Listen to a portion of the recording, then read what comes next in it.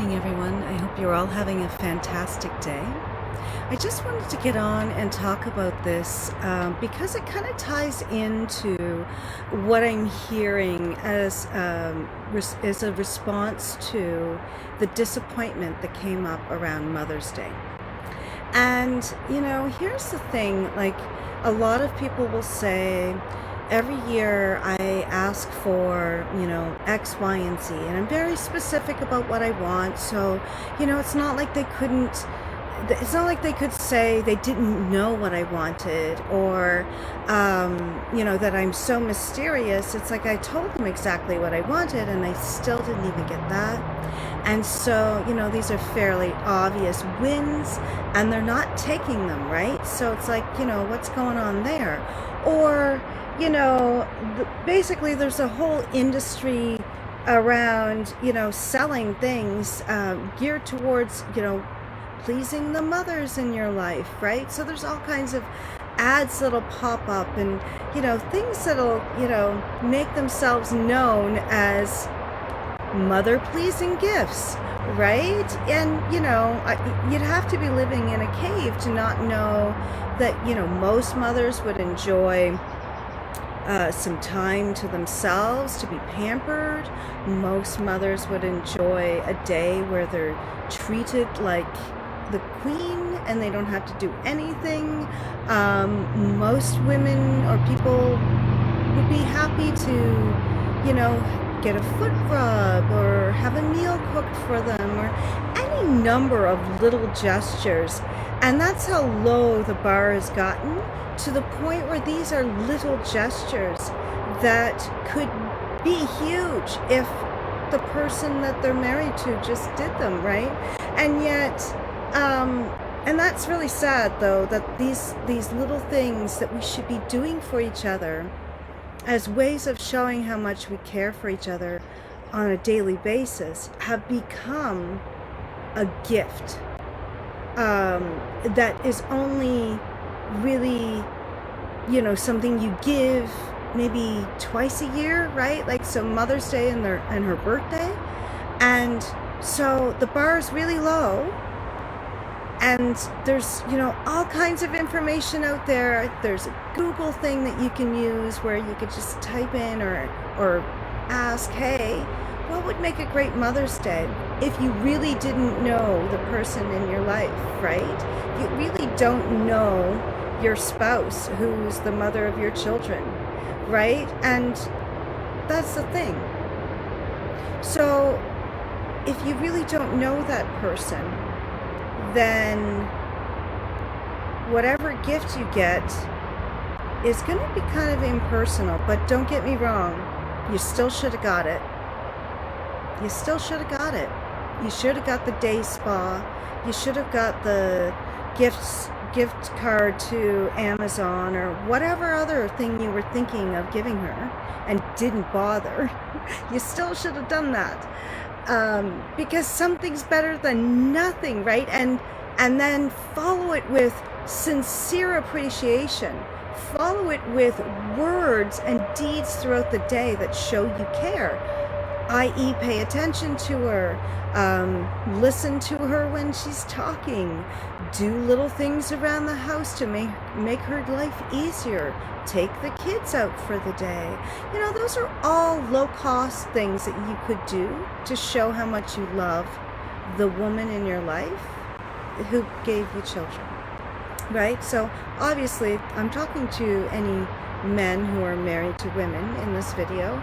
Not that I think that they're my audience for the most part, or that they're even listening. And if you are, and you really, went above and beyond for your spouse, then, I'm not talking to, obviously. I'm talking to, and I am kind of talking to the women too, in the sense that, the things that I mentioned, obviously not, the day at the spa thing or some of the other things. I mean, those aren't things that you could get daily, but other things, little gestures.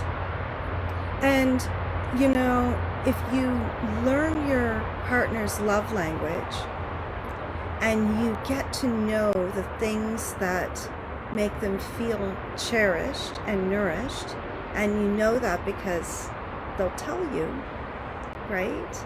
They really will. And they probably have been.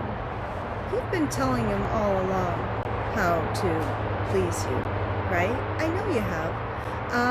So if you're feeling unheard and you're feeling like you're feeling uncared for and undernourished in your relationship, then that's something that we need to address in one way or another, right? Because you deserve better. You deserve at least a day to be treated with respect and kindness and caring. You deserve the kind of partner who's going to show your children what it means and what it looks like to honor the mother, right?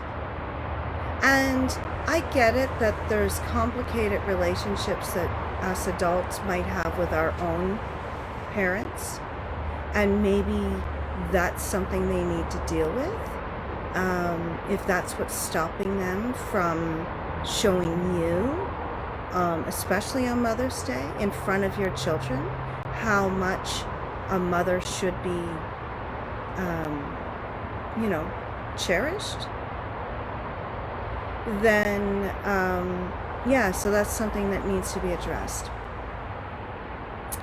And then, other times, regardless of where your relationship's at, you're still co-parents to children, right? And depending on the kid's age, they might need someone to show them how to show appreciation to the people in their lives, right? And so, as Father's Day rolls around next month, the same truth is there, right? Like, so the same is true for that special day as well. So if as a couple, you're not taking those opportunities to show your children how to honor and respect and cherish and nourish their parent, then that's something that you would both need to work on. However, if it's one-sided and you're the one who's feeling neglected, then that's valid, right? And I hear it a lot, and a lot of heterosexual cis males will basically just cop out and say, it's not something I'm good at. I'm not good at gift buying, or or like come up with some excuses, like, and then they'll kind of brush it off, like, well, it's a made-up holiday anyways, and that sort of thing. And we let them off the hook that way. But then are you letting them off the hook on the daily, right? Because there's little ways that my husband and I show each other how much we care for each other by doing, little things for each other that are just thoughtful and caring. And it's not something that they can't do for themselves, like make a cup of coffee or, whatever, like, go get something out of another room because they've got a cat sitting on them or something, or, any little things that we do. And then, obviously there's bigger things that we do to show our appreciation, but just little gestures throughout the day, whether it's sending, funny meme that makes them know that you're thinking of them, or, if you're out somewhere and you see something little that makes you think of them, and you buy it for them, and it's nothing big, like maybe it was like a $5 thing or something, but you see that and you go, like, I saw this and I thought of you. Like, so I'm talking about all the different love languages here, and I know that if we've learned about sort of what our main love language is, we might think that that's the only way that people can show us love and appreciation, and that might be the only way that they think that they can show love to you. and it might feel uncomfortable or unnatural to them, or it might be something that they, for whatever reason, they just don't feel that they can do. But we need love from all the different love languages. So it's not meant to just sort of pigeonhole you into, you know, this is the one way that you feel loved, and this is the one way that you can show your partner love if their love language is blah blah blah. And it's like, it's not that. It's to kind of give you a roadmap of all of the different little ways and bigger ways that we can show someone how much we love and appreciate them. And that happens on a daily basis, or it should be, you know, and it doesn't have to be forced, but it should be something that you're conscious of. And so I think that it's imperative that we not let each other off the hook, right? So that each person is finding little ways to show love. And if you're not sure how to do that, then look up the love languages and start sprinkling in a little bit from each category and see which one your partner responds to the most. And then maybe that's the one that you kind of throw a little bit more energy towards while still doing the other little things, right? Those are the things that count. Those are the things that people remember about how you make them feel, right? How do you make people feel on a daily basis? How does your partner make you feel on a daily basis?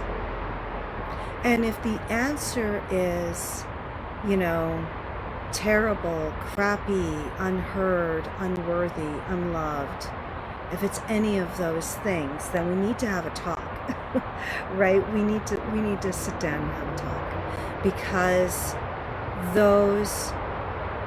that's, you know, that's a death by 1,000 cuts, and we need to address why you're still there, what you deserve in your relationships, what you want from your relationships, and how we can get to a place where you're getting those things. Whether it's with that person or someone else, it's hard to say, right? Only you know that. But I think if you're stuck in a loop, then you're not working with all the information, right? You're not working with all of the senses to kind of really know what you really want. And so sitting down with someone and getting that clarity can really be life-changing. Because far too often I hear, especially from women in heteronormative relationships, but in all relationships, not just that, but, you know, letting their partner off the hook for not meeting their emotional needs. And look, we need to get real about the fact that they're not going to meet all of our needs, right? No one person can. And so we need to build sort of our community.